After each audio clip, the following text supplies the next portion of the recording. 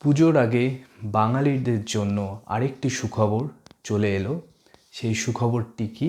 সেই সুখবর হলো বাংলা ভাষাকে ধ্রুপদী ভাষার মর্যাদা দেওয়া হচ্ছে বা ক্লাসিক্যাল ল্যাঙ্গুয়েজের মর্যাদা দেওয়া হচ্ছে।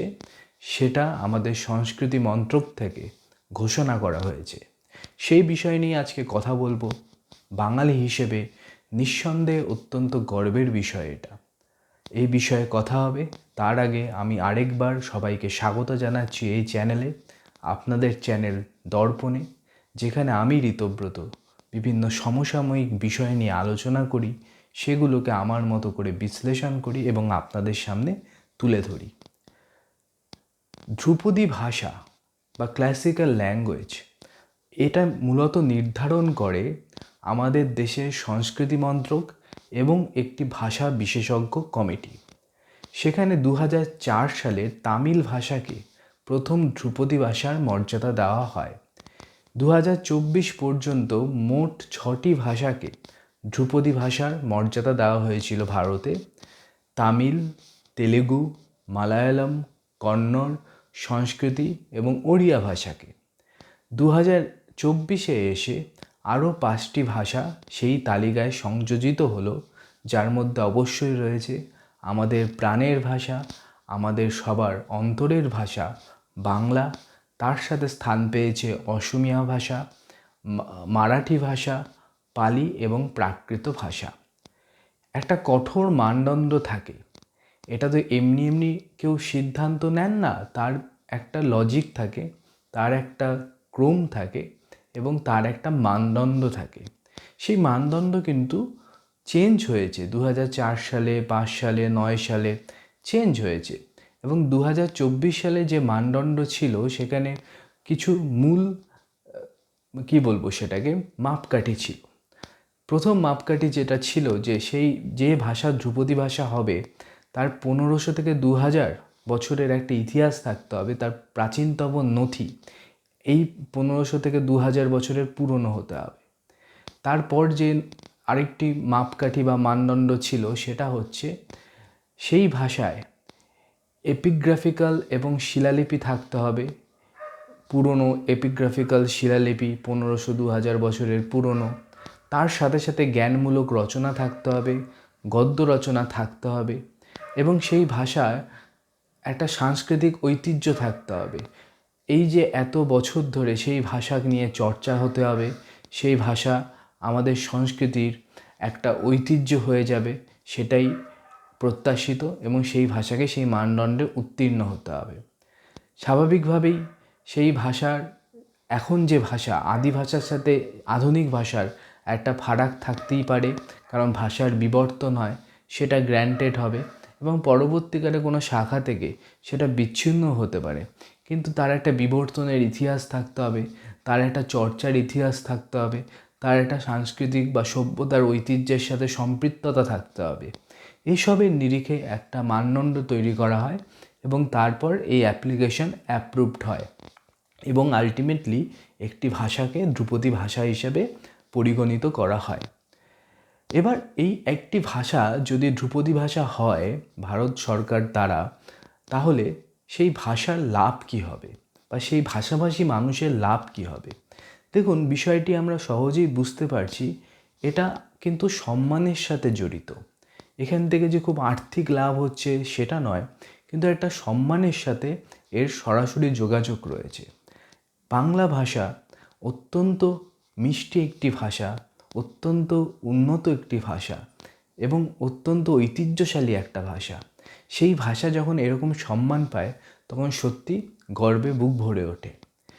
এখানে কিছু সরকারি সুবিধা পাওয়া তো অবশ্যই যায়, যেমন আন্তর্জাতিক পুরস্কার 2জন ভাষা বিশেষজ্ঞকে দেওয়া হবে, যেই ভাষা ধ্রুপদী ভাষা হিসেবে পরিগণিত হবে প্রত্যেক বছরে। তার সাথে সাথে সেই ভাষা চর্চার জন্য বা সেই ভাষার বিভিন্ন সাহিত্যকর্ম, শিলালিপি বা ছোট রচনা, গদ্য, এগুলো সংরক্ষণ করবার জন্য একটা সেন্টার ফর এক্সেলেন্স তৈরি হবে। এবং তার সাথে সাথে ইউজিসি এটা বাধ্যতামূলক করবে যে সেই ভাষাকে বা শাস্ত্রীয় ভাষার প্রফেশনাল চেয়ার থাকতে হবে প্রত্যেকটি সেন্ট্রাল ইউনিভার্সিটিতে, অর্থাৎ যেগুলো ইউজিসির আন্ডারে আসে সেন্ট্রাল ইউনিভার্সিটি, সেখানে সেই শাস্ত্রীয় বা ধ্রুপদী ভাষার জন্য প্রফেশনাল চেয়ার থাকতে হবে। তো এইগুলো সুযোগ সুবিধা রয়েছে। যদি আমরা সহজ করে বলি, বাংলা ভাষার যে বিভিন্ন সাহিত্য রয়েছে, সেই চর্যাপদ থেকে শুরু করে সেগুলো অনেক শিলালিপি বা অনেক পুঁথি রয়েছে, অনেক তার ছোট ছোট অনেক গ্রন্থ রয়েছে, জ্ঞানমূলক রচনা রয়েছে, গদ্য রয়েছে, আবহমান কাল থেকে যেগুলো চলে আসছে। তো সেইগুলো সংরক্ষণ করবার ব্যবস্থা করা হবে এবং বাংলা ভাষা নিয়ে চর্চা বেশি হবে।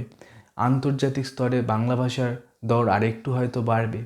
তার সাথে সাথে যারা বাংলা ভাষা নিয়ে চর্চা করেন তাদেরকে নানা রকম আর্থিক সুবিধে বা সম্মাননা সেগুলো প্রদান করা হবে। তো এই সব নিয়ে এই বিষয়টি নিঃসন্দেহে গর্ব করবার মতো বিষয়। কিন্তু যেটা দুর্ভাগ্যের, সেটা সবসময়ই আমাদের দেশে যা হয়, যখন এরকম একটি ঘোষণা হয় তার সাথে সাথে রাজনীতিও পেছন পেছন চলে আসে। রাজনীতি কোনো কিছুকেই ছাড়ে না, রাজনীতি সব কিছুর সাথেই জড়িয়ে যায়।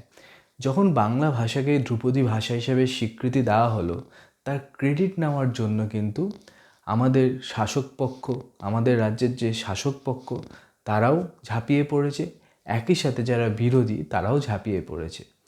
শাসক পক্ষ অবভিয়াসলি তারা যেহেতু আবেদন করেছেন, রাজ্য সরকারের থেকে আবেদন গেছে, সেই আবেদন তারা করেছেন এবং তারা সেই ক্রেডিটটা নিতে চাচ্ছেন এবং তারা বলছেন যে এর পেছনে যে বিশাল গবেষণা জমা দিতে হয়েছে, সুবিশাল গবেষণা, দীর্ঘদিনের অধ্যবসায়, পরিশ্রম, সেগুলো করতে হয়েছে এবং সেটা নিশ্চিতভাবে রাজ্য সরকারের ক্রেডিট এবং অবশেষে তারা অধিকার পেয়েছে এই বাংলা ভাষাকে যে ধ্রুপদী ভাষা হিসেবে স্বীকৃতি দেওয়ার তাদের দীর্ঘদিনের দাবি, সেটা অবশেষে স্বীকৃত হয়েছে।